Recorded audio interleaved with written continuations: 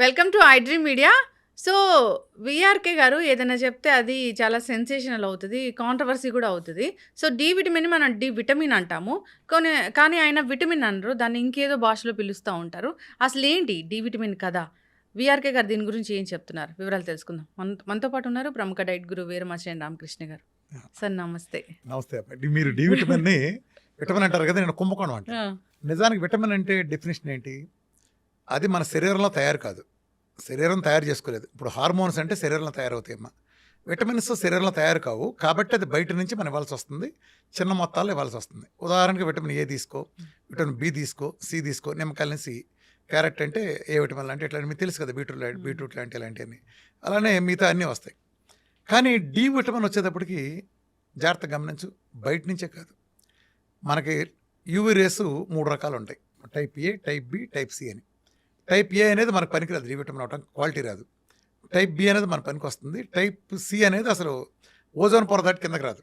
So ultraviolet వీటిలో ఇది ఎప్పుడైతే స్కిన్కి సూర్యుడు ఎక్స్పోజ్ అయినప్పుడు మనం తిన్న ఆహారం ద్వారా తిన్న కొలెస్ట్రాల్ చర్మం కింద ఉండి ఈ రెండింటి కాంబినేషన్లో, అంటే పొయ్యి మీద బియ్యం పెడితే 2 అన్నం ఉడికి ఎలా అవుతాయో, అప్పుడు ఇది ఒక పక్క నుంచి అది రా మెటీరియల్. అంటే సూర్యరశ్మికి స్కిన్లో ఆ ప్రాసెస్లో కొలెస్ట్రాల్కి అనుసంధానంలో స్కిన్ ద్వారా raw material basic unit of ఇది తయారవుతుంది, విటమిన్ డి. అప్పటికి అది యూజువల్ ఫార్మేట్ కాదు. దానికి ఇప్పుడు మనం సప్లిమెంటేషన్ ఇస్తాం కదా డి విటమిన్, అది కూడా ఇక్కడ కలుస్తాయి. ఈ రెండు కలిసి వచ్చిన తర్వాత అది యాక్టివ్ ఫామ్ కాదు, వాడటానికి పనికిరాదు. తర్వాత దానికి లివర్ నుంచి వచ్చిన ఎంజైమ్స్, కిడ్నీ నుంచి వచ్చిన ఎంజైమ్స్ కలిసిన తర్వాత అది మనిషి వాడటానికి ఉపయోగపడే యాక్టివ్ ఫామ్ ఆఫ్ డి విటమిన్గా మారుతుంది. అంటే ఇది తయారు చేసిన ఎవరు ప్రాసెస్ అంతా శరీరమే కదా. నువ్వు ఈవెన్ సప్లిమెంట్ ఇచ్చినా కూడా లివర్ తయారు చేసిన ఎంజైమ్లు, కిడ్నీ తయారు చేసిన ఎంజైమ్లు కలిసినాక కదా యాక్టివ్ ఫామ్ ఆఫ్ అయింది. మరి ఒక థైరాయిడ్ తీసుకోమ్మా, ఇక్కడ థైరాయిడ్ గ్లాండ్ నుంచి థైరాయిడ్ హార్మోన్ ఉత్పత్తి అవుతుంది. ఒక ప్యాంక్రాస్ తీసుకుంటే ఇన్సులిన్ ఉత్పత్తి చేస్తుంది.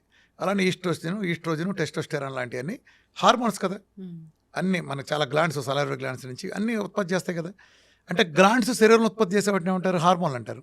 మరి డి విటమిన్ ఎవరు ఉత్పత్తి చేశారు? శరీరమే కదా. అసలు డి విటమిన్ పుట్టడానికి కారణం ఏంటంటే, ఒకప్పుడు సెకండ్ వరల్డ్ వార్ వచ్చినప్పుడు ఇంగ్లాండ్లో పిల్లలంతా అండర్గ్రౌండ్కి వెళ్ళిపోయారు. అంటే బాంబులు వేస్తుంది జర్మనీ అనే ఉద్దేశంతో పిల్లలందరూ హైడింగ్కి వెళ్ళిపోయారు. హైడింగ్కి వెళ్ళిపోతే బంకర్లోకి వెళ్ళిపోయారు. అంటే వాళ్ళు చాలా కాలం పాటు సూర్యరశ్మి తగలేదు. అప్పుడు పిల్లల్లో కాళ్ళు వంకర పోవటం ఇట్లాంటి సమస్యలు వస్తే దాన్ని రికెట్స్ అని అంటారు. దాన్ని పిల్లల్లో వచ్చే అది బోన్స్ పాడైపోతాయి. అప్పుడు ఏం జరిగిందంటే, తర్వాత దాన్ని ఏదో సెట్ చేసి మందు కనుక్కున్నారు. అప్పటి ఊపులో ఏంటంటే, 2వ ప్రపంచ యుద్ధం హడావుడికి వచ్చినప్పుడు, అంతకుముందు సి విటమిన్కి స్కర్వీ అని వచ్చినప్పుడు నిమ్మకాయలు తింటే ఒక కాంపౌండ్ వచ్చి సరి చేసింది కాబట్టి సి విటమిన్ పెట్టారు. దాని వెనక మళ్ళీ రికెట్స్ని సరి చేసే ఒకటి వచ్చింది కాబట్టి కాంపౌండ్. ఆ హడావుడిలో 2వ ప్రపంచ యుద్ధంలో పట్టించుకున్నంత టైం లేక విటమిన్ డి, ఇది సి తర్వాత డి ఉంది కాబట్టి డి అని పెట్టేశారు. పెట్టేసిన తర్వాత తాపిక చూసుకుని నాలుగు గరుచుకున్నారు, ఇది డి విటమిన్ కాదని అర్థమైంది. కానీ అప్పటికి మన మెడికల్ కంపెనీలు రంగప్రవేశం చేసినాయి. ఈ రంగప్రవేశం చేసి నాకు అర్థమైంది ఏంటంటే, ఇది ఒక డి విటమిన్ కనుక బాగా ఉంటే ప్రజలకి ఏ అనారోగ్యం రాదు. డి విటమిన్ తగ్గితే అనారోగ్యాలు వస్తాయి కాబట్టి అందులో భాగంగా దాన్ని కంటిన్యూ చేసి దానికి టాక్సిటీ పెట్టారు. నీకు అసలు కుంభకోణం అని ఎందుకంటున్నాను చెప్పనా? ఇప్పుడు నీకు ఒక అవగాహన ఉంది మెడికల్లో. విటమిన్ డికి టాక్సిసిటీ పెట్టారు 100 అని కదా.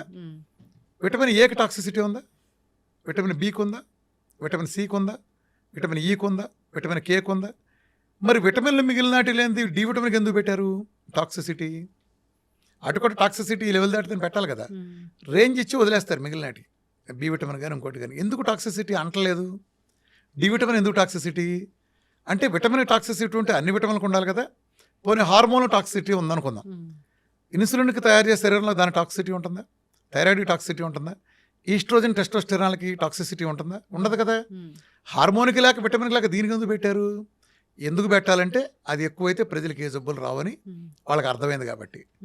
కస్టమర్ క్రియేషన్ అంతే, వేరేం లేదు. మందుల కంపెనీ అయితే జబ్బులు రావే అని ఎట్లా చెప్తాము? సింపుల్. సో జనరల్ గా మొన్న కరోనా తర్వాత చాలా మంది డి విటమిన్ ఇష్టం వచ్చినట్లు వాడేసి అది ఎక్సెస్ అయిపోయి రకరకాల అనారోగ్య సమస్యలు వచ్చిన వాళ్ళు మనం చూస్తాం. సింపుల్ లాజిక్ అమ్మా. కరోనా వచ్చింది మనకి ఇండియాలో కానీ ఎక్కడైనా సరే చూడు, ఎండలో తిరిగేవాడు, రోడ్డు మీద కూలాడు, పాలాడు, పనాడు, మద్రాసు నుంచి ఢిల్లీ నడిచేవాడు ఎవడని చచ్చిపోయాడా? ఎవడు చచ్చిపోయాడు? ఎవడైతే ఏసీలో ఉంటాడో ఆడు చచ్చిపోయాడు. అమెరికాలో లక్షల మంది చచ్చిపోయారు.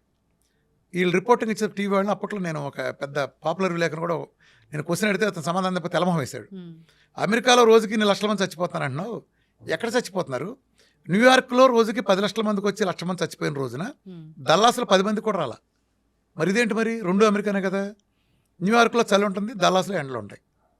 మరి బుర్ర వాడాలి కదా నువ్వు. అంటే దీన్ని బట్టి అర్థం కావాలి కదా. ఇదంతా ఎక్కడొచ్చింది? యూరోప్. మొత్తం ఆరోగ్యాన్ని అద్భుతంగా పాటించి ఇటలీ కానీ, స్వీడన్ కానీ, డెన్మార్క్ కానీ, ప్రతి దేశం, జర్మనీ కానీ కుప్పకూలిపోయి. అక్కడ కరోనా రానడంటూ లేడు. వాళ్ళకు ఉండే ప్రొటెక్ట్ మేక. ఎందుకని? చలి దేశాలు, చలికి లంకి పడదు. కరోనా ఈజ్ బేసికల్లీ అంటే బేసికల్గా లంగ్ ఎఫెక్ట్ చేసేది కదా. లంగుకి చలికి పడదని తెలుసు కదా. మరి మనలందరూ తీసుకెళ్ళి ఇక్కడ ఇండియాలో చచ్చిపోయినా లెక్కేసుకో. నీకు తెలిసిన ప్రతి శవం, ప్రజలందరూ మీరు గమనించండి, నేను మీ ద్వారా చెప్తాను, ఐ డ్రీమ్ ద్వారా. మీ కరోనా టైంలో గుర్తెచ్చుకోండి, మీకు తెలిసిన ప్రతి శవం హాస్పిటల్ నుంచి వచ్చింది. ప్రతి శవం, ఇంట్లో ఎవడో చావాల. అంటే ఏం జరిగిందంటే మామూలుగా ఉబ్బసం వచ్చిన వాళ్ళు వీళ్ళు మాస్కులు పెట్టుకుని బయటికి రారు. అంటే చలిగాళ్ళు పడదని ఇది అందరికీ తెలిసిందే. వీళ్ళని ఇంట్లో ప్రశాంతంగా బతికేవాడిని తీసుకెళ్ళి ఐసీయూ అని ఒక డెత్ బాక్స్లో పెట్టారు. ఒక కోల్డ్ ఫ్రీజర్ లాంటి బాక్స్లో పెట్టారు. దాన్ని ప్రీమార్చరీ అంటారు. దాంట్లో పెట్టారు. అది చలి 10 ఏసీలు పెడతారు. దాంట్లో విపరీతం చలి. అది బయటికి వెళ్ళకుండా 4 తలుపులు పెడతారు. లంగుకి తలుపుకి ఏంటది? ఏమవుతారు? అప్పట్లో నేను చెప్పాను, అరే బాబు ఎండలో కూర్చోబెట్టండి వాళ్ళు తీసుకెళ్ళి పైన. పొద్దున్నే ఎండ తగులుతా ఫ్రెష్గా వస్తుంది. కార్పొరేట్ హాస్పిటల్ అంటే పైన అప్స్టైర్లో ఉంటాయి. అలా కూర్చోబెట్టి మన శిలని పెట్టి దానికే పెట్టండి అంటే కొంతమంది ఎగతాళిగా మాట్లాడారు. మరి చివరి రిజల్ట్ ఏమైంది? లంగ్కి నేచర్ గాలిస్తే పని చేస్తాను, పెంట ఏసీ గాలిచ్చి. ఇప్పుడు 100 మంది ఉంటారు మా ఏసీలో. ఇప్పుడు నీకు నాకు ఇంకోళ్ళు, ఇప్పుడు కెమెరామెన్లు 2 ఉన్నారు, నలుగురికి ఒక్కొక్కరికి 5-6 జబ్బులు ఉన్నాయి అనుకో. మనం వెళ్ళేటప్పటికి అందరికి 20 జబ్బులు ఉంటాయి ప్రతివాడికి. ఎందుకని? అక్కడి నుంచి పోవు కదా. వీడు బయట నుంచి రావంటాడు, వచ్చింది లోపల రోగిష్టాలు కదా. ఈ రోగిష్టాలు ఒకటి జబ్బు ఇంకోటి కంటిస్తాడు కదా. నీ దగ్గర నర్సు వచ్చి సర్వీస్ చేస్తున్నాం ఐసీ బెడ్ దగ్గర. ఆ బెడ్ దగ్గర నా దగ్గరకు వచ్చి అదే నర్సు చేస్తుంది కానీ మళ్ళీ ఇంటికి వెళ్ళి స్నానం చేసి వచ్చి నా దగ్గరికి వస్తుందా? ఆ నర్సు నీ దగ్గర తెచ్చి నాకు మోసుకొస్తుంది కదా. ఈ చిన్న కామన్ సెన్స్ లాజిక్ ఎలా మర్చిపోయారు? సరే, ఇది చలికి సంబంధించి విటమిన్ డి అర్థమైందా? అంటే దీన్ని బట్టి ఏమర్థమైంది? ఎండకు సంబంధించి విటమిన్ డి బాగున్న వాళ్ళని కరోనా ఏం పీకలేకపోయింది. ఎండ దేశాల్లో ఏం జరగల, చలి దేశాలను ఎఫెక్ట్ చేసింది. ప్రతి జబ్బుకి శరీరంలో గొప్పతనం తెలుసా?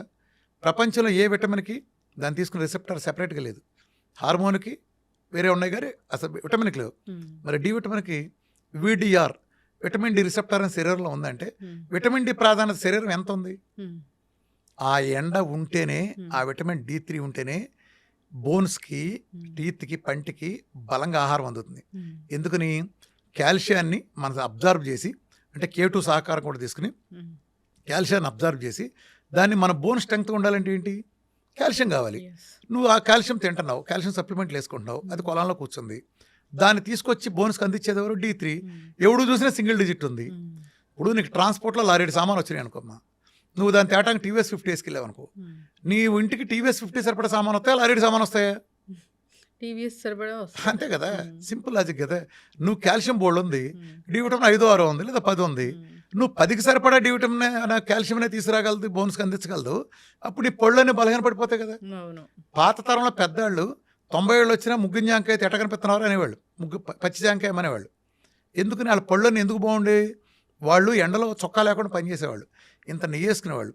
ఎండ నెయ్యి దెబ్బకి బాగా డి విటమిన్ ఉండేది. ఆ కాల్షియం కూడా బాగా తినేవాళ్ళు. న్యాచురల్ ఫుడ్స్లో కాల్షియం ఉండేది. ఆ కాల్షియం తింటే డైరెక్ట్ ఆ ఫుడ్లో అబ్జర్వ్ చేసి పళ్ళకాటి పెట్టేది. బోన్స్ డాబా మించి దూకిన కాళ్ళు ఇరిగేది. వాళ్ళు సైకిల్ మించి పడితే 2 కాళ్ళు ఇరుగుతాయి మన పిల్లలకి. ఇప్పుడు మీ దగ్గరికి పేషెంట్స్ వస్తారు కదా, ఈ డి విటమిన్ డెఫిషియన్సీ వల్ల ఎలాంటి జబ్బులు ఉన్న వాళ్ళు వస్తున్నారు? ప్రతి జబ్బు. అసలు ఎంత మిరకల్ అంటే ఈ ప్రపంచంలో నాకంటే ఉదాహరణ ఎవడో లేడు. నేను ఎప్పుడైతే D3 నా దగ్గర రాగా 150-200 వచ్చేది చూసుకుంటా. ప్రజలందరికీ ఇంకో విషయం చెప్పాలి.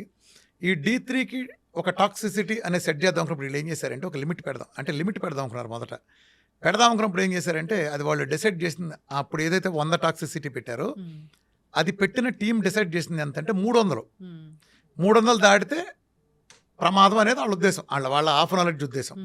కానీ 300 అంటే ప్రజలనరని, ప్లస్ మళ్ళీ 300 మరీ సేఫ్టీగా మినిమంగా ఉండేట్టు ప్రజలను చూడాలి, భయపెట్టాలని 100గా సేఫ్ సైడ్గా డిసైడ్ చేశారు. నిజానికి ఆ టీం ఒరిజినల్గా పెట్టింది సేఫ్టీ లెవెల్ అనుకుంది 300. సో మనలో ఎవరికి సింగిల్ డిజిటే దాటదు. నేను ఇన్ని వేల మందిలో డబుల్ డిజిట్ దాటదు. ఆ మధ్యన దుబాయ్ వెళ్ళినప్పుడు మీటింగ్లో మాట్లాడితే డి విటమిన్ డబుల్ డిజిట్ దాటిన చేతులు ఎత్తమంటే చాలా తక్కువ మంది లేపారు. వాళ్ళు కూడా 14-15 ఉన్నాయి. అసలు 20 దాటిన లేడు అన్ని 100 మందిలో. సో ఎవరికైనా డౌట్ ఉంది, మేము దీనికోసం డైట్ కావాలనుకున్నామంటే కాంటాక్ట్ చేయాలని కోరుకున్నామండి. చాలా చక్కటి information. Thank you so much. Right అమ్మా.